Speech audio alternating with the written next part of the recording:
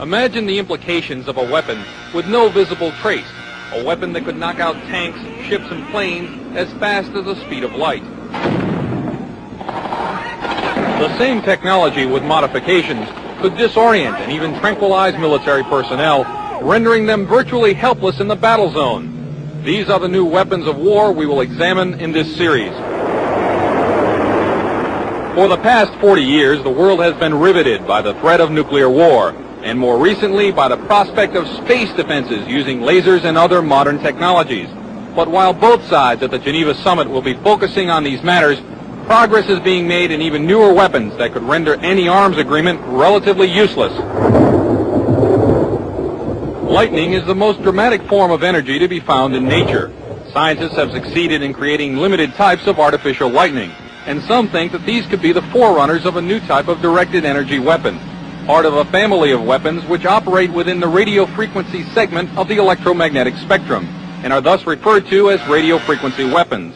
Dr. James Frazier has researched electromagnetic effects for the Air Force for over 10 years, and he, like a small but growing number of weapons experts, feels that radio frequency, or RF weapons, could be the wild card in the ongoing arms race. You could have tremendous amounts of radiative power, and what you did with that power then is a matter of engineering design and what your goal is.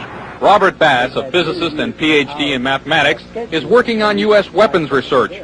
He says that the Soviets seem to be ahead in a number of areas, and especially in RF weapons. We are behind the Soviet Union in directed energy weapons based on 60 gigahertz microwave beams. Dr. Bass and others feel the most likely form of Soviet RF weaponry would be high-powered microwaves, similar to a focused, ultra-high-intensity radar beam. It would literally cook humans and knock out computers and electronic surveillance and communications gear. An operational RF weapon, relatively cheap and reusable, could devastate sophisticated and expensive war machinery.